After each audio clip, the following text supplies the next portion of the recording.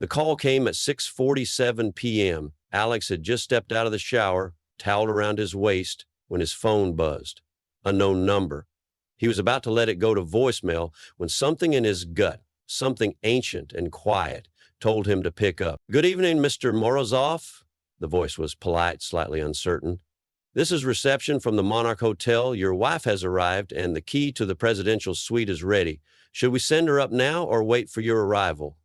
There was a second of silence, then two, three. Alex felt the air thicken in his lungs. "I'm sorry," he said, keeping his voice even.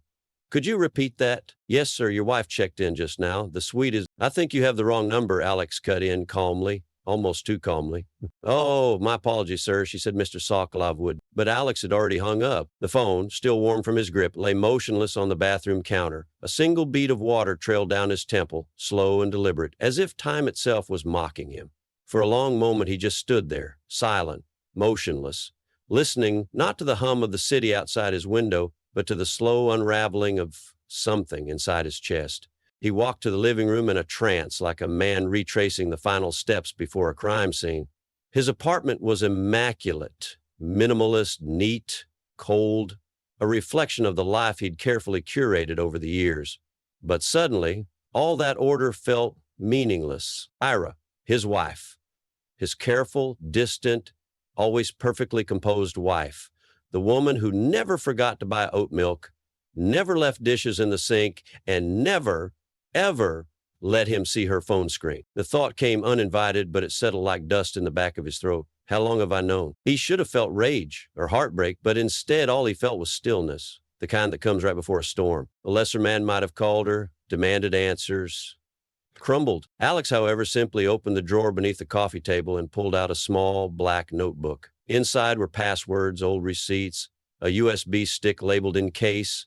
He hadn't touched it in months, but tonight it felt like an old friend. He reached for his jacket, checked the time. The Monarch was less than 20 minutes away. No one needed to know he'd been there. Not yet. He looked down at his wedding ring, twisting it once on his finger. Then, with a calm that surprised even himself, he whispered, "Let's see how deep this rabbit hole goes." The rain began just as Alex stepped out of the cab across from the Monarch Hotel. It wasn't a downpour, but a soft, steady drizzle, the kind that blurs streetlights and makes everything look just a little more cinematic, a little less real. He stood beneath the awning of a late-night cafe, blending into the shadows, watching the entrance. He wasn't sure what he expected to see. Ira emerging with her hair tousled, Boris smug and untouchable, lighting a cigarette like this was just another Tuesday. But the glass doors remained mostly uneventful. Suits, tourists, and concierge's smiles. The world kept spinning, oblivious to the fault line cracking beneath his feet. Alex checked the time again, 7:29 p.m. Too early to make a move. She wouldn't risk arriving exactly when she said she would. Ira was precise but never predictable, especially when she had something to hide. Back home, he would open a bottle of red, cue up an old film noir, let the questions fade into the background, hum a dialogue, and jazz. But not tonight. Tonight, the plan began. The first step was reconnaissance. He circled the block once, twice. On the third pass, he slipped into the lobby like a regular guest. No one batted an eye. The Monarch was the kind of place where privacy wasn't a luxury, it was policy. He walked calmly, scanned the room. There, a small hallway branching off the main lounge, marked discreetly executive suites and private elevators.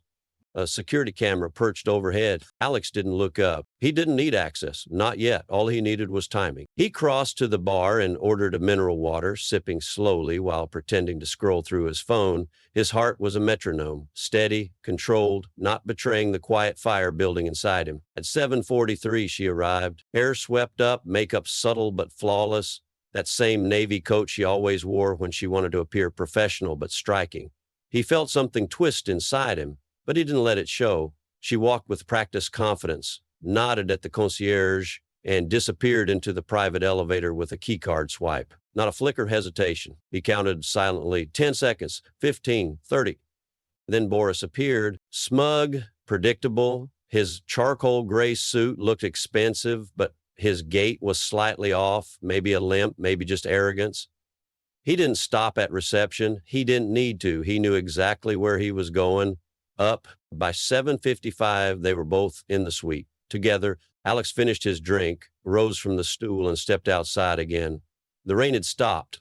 The city shimmered under a film of moisture, glistening like something waiting to be broken. He lit a cigarette, even though he hadn't smoked in years. This wasn't about pain anymore. It was about clarity and precision. He wasn't going to scream or throw things. He wasn't going to confront them in the hallway like some betrayed husband in a second-rate drama. No, he was going to watch, learn, record, and then, when the time was right, he would let the world see what he saw. He returned the next evening dressed like a courier, face obscured beneath a cap. By then, he'd already bribed one of the night staff to gain access to the service floor. A few rubles, a well-placed story about lost luggage, and the staffer was more than happy to let him check the hallway for a missing bag. Alex planted a small hidden camera just across from the suite door. He didn't need audio. Visual was enough. Timing, faces, gestures, context. He had waited this long. A few more days wouldn't matter. Justice, after all, tasted better when it was slow brewed. And this wasn't just about Ira anymore. This was about Alex reclaiming the narrative. It took 3 days, 3 evenings of Alex slipping in and out of the Monarch Hotel like a ghost, unnoticed, unimportant. On the 4th, he retrieved the camera. Nobody had noticed the small device tucked behind a faux vent in the hallway ceiling. He'd been careful, methodical, almost surgical in his execution. Back in his apartment with the blinds drawn and the lights off, Alex sat in front of his laptop. The city's heartbeat pulsed just outside his window, but his world had shrunk to the glowing screen in front of him. He hesitated before clicking play. Not because he was afraid of what he'd see. He already knew. It was because this was the moment it all became real. Assumption would become fact. Doubt would die. And with it, whatever fragments of denial were still clinging to the wreckage inside him. The footage was in grayscale, silent, and brutal. There she was, Ira, entering the hallway with a plastic perfect smile, swiping her card, disappearing behind the thick, luxurious door of the presidential suite. 3 minutes later, Boris. Alex paused the video. His finger hovered over the trackpad, and for a heartbeat, he considered deleting the file. What if he simply, didn't watch? What if ignorance, for once, could return to being bliss? But then he pressed play. Over the next few minutes, he watched the door open again briefly, Ira peeking out, scanning the hallway, then pulling Boris in by the collar of his suit jacket.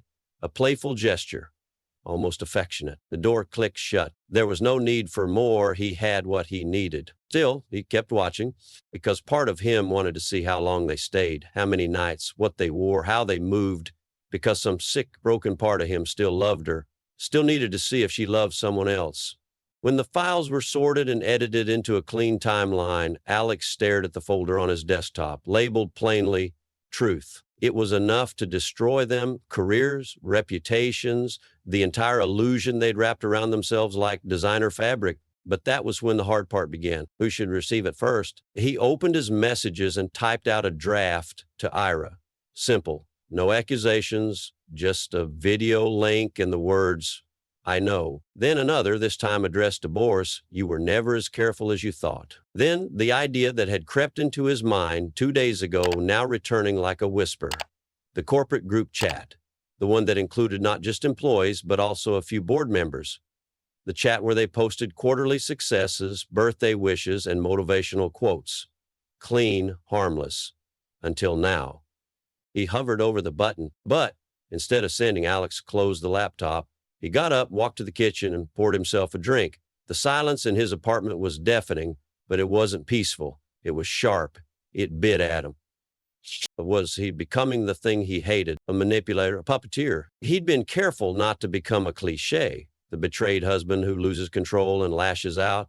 But now, with this digital grenade in his hand ready to explode across corporate servers, he felt the weight of it. He finished his drink in a single gulp. That night, he didn't sleep. By morning, the decision still hadn't come, so he did what he always did when logic failed him. He walked. Moscow's streets were harsh in April, wet, gray, unforgiving, but they gave him space to think. He ended up in front of his old university range. He hadn't meant to come here, but his feet had led him like they had memory of their own. The buildings were the same, but smaller now, less powerful. And suddenly he remembered sitting on the steps outside the main hall after his thesis defense. Ira beside him, her hand on his. They had nothing then, no savings, no plans, only potential and the feeling of being invincible together. He stood there a while, watching younger versions of himself pass by, and then his phone rang. His blood turned cold. He let it ring until it stopped, then checked the message she left behind. You think you know everything? You think this is just about me and Boris? Call me back, Alex. You're not ready for the whole story. He stared at the screen. There it was, the second layer, the twist he hadn't seen coming. It wasn't just the betrayal. It wasn't just lust or greed. Ira was playing a longer game. He could hear it in her voice, calculated, steady, but just frayed enough to be dangerous. He opened his laptop again and clicked through the files. Not the footage, the metadata. That's when he noticed something he'd missed in his tunnel vision. In the third recording, timestamped 10:38 p.m., Boris enters the suite. Alex paused, rewound, watched again. Ira had already been inside. The night before, she had her own key. She didn't need Boris. And then the final puzzle piece clicked into place. Boris wasn't the architect of this affair. He was a pawn, just like Alex had been. Ira had orchestrated it all, the suite, the timing, the camera catching what she let it catch, the message, the bait. Alex leaned back, stunned. It wasn't just betrayal, it was strategy. And he was no longer sure he was the hunter in this story. The video went live at 9:03 a.m. No caption, no warning, just the footage. Uploaded directly into the corporate group chat, sandwiched between a meme about productivity and a reminder for Thursday's all-hands meeting. It took less than 5 minutes before the first wave of reactions hit. 2 red receipts. 6, 15. A stunned silence descended across the office floor. Alex wasn't there to witness it. He was in his apartment, seated on the edge of his neatly made bed, watching the chat light up from the screen of his phone like a wildfire spreading through dry brush. Blue check marks turned to reactions, shock emojis, dots flickering like tiny explosions. And then came the calls. He ignored every one of them. At 9:14, the head of HR posted, "This is a private channel. Please refrain from posting non-work content." By 9:15, it was gone, deleted. But it was too late. Dozens, maybe hundreds had already saved it. Word spread faster than policy. And faster still came the collapse. At 9:22, Boris' executive assistant sent out an unexpected sick day notice. At 9:33, a journalist from a minor but hungry online media outlet reached out to Alex on LinkedIn. At 9:45, Alex received a call from a number tagged as unknown, followed by a short text. "You want to play? You don't know the rules." He stared at the message, then powered the phone off. There was no thrill in the fallout, no triumph in the implosion, just a cold, hollow calm.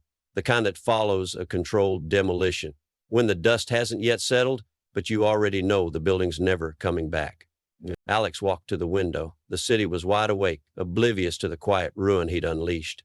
A part of him wanted to feel guilty, but he didn't, because somewhere between discovery and execution, Alex had crossed a line. And the worst part, it felt good.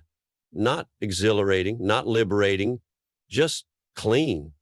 He had untangled himself from the illusion of loyalty, love, fairness. He had stopped waiting for closure and taken it by force. But Ira wasn't done. At 10:12 a.m., a new email pinged in his inbox. No subject, no body, just an attachment, a PDF named Predoc DocX. And he opened it. It was a dossier on Boris.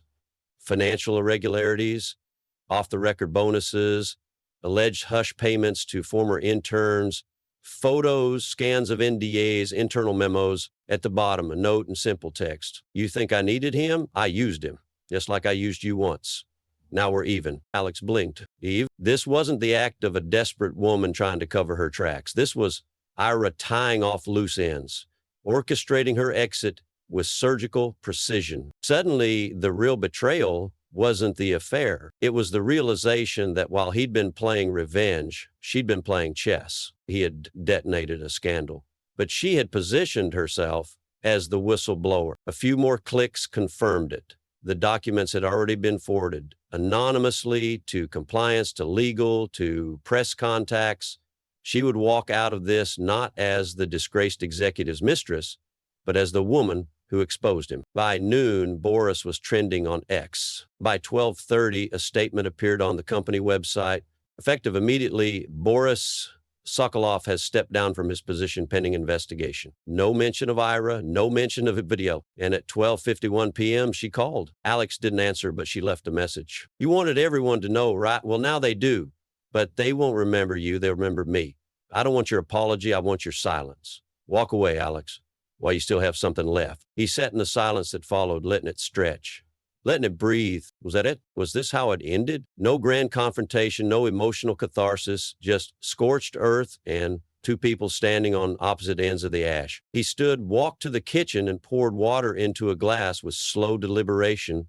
He took out his wedding ring, placed it on the counter beside his keys, and stared at it like it was some foreign artifact from a past life. He didn't feel like a husband anymore. He didn't feel like a victim either. In fact, the word that came to mind wasn't even avenger. It was survivor, a man who'd been stripped down to the bone and realized there was something steel underneath after all. At 1:17 p.m., he sent one final message to Ira.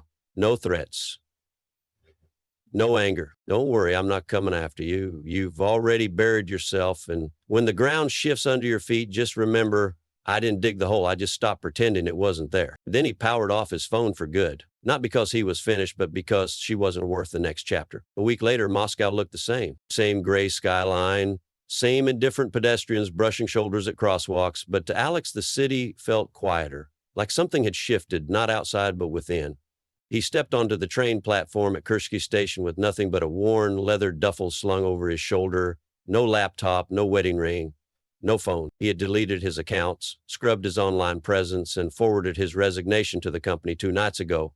A simple email. I'm done. Don't contact me. No explanation, no follow-up. The HR rep had called 6 times. He never picked up. The train would take him east, just far enough to be untraceable, but close enough to remain real. Not an escape, not an exile, something quieter, a reset. He found his seat and sank into it with the slow, deliberate motion of someone unused to stillness. The hum of the engine soothed him. For the first time in months, he wasn't thinking about Ira or Boris or even revenge. He was thinking about silence and what it meant to reclaim it. Outside the window, the city blurred into forest. He let it. For hours, he simply watched. The tracks carried him deeper into nothingness. Small towns with names he didn't recognize, valleys washed in spring fog, children chasing each other between birch trees. He wasn't healed, not yet, but he was no longer bleeding. That evening, in a modest guest house on the outskirts of a provincial town, Alex sat at a small wooden table and opened a blank notebook. The same one where he used to jot down passwords and petty grievances. Now it was clean. He wrote only one sentence on the first page. She didn't break me, she revealed me. Then he closed it. The next morning, the innkeeper's daughter brought him tea and looked at him curiously. Are you a writer? She asked in Russian. He smiled faintly. Not yet. Later that day, he found a quiet cafe and asked about long-term rentals.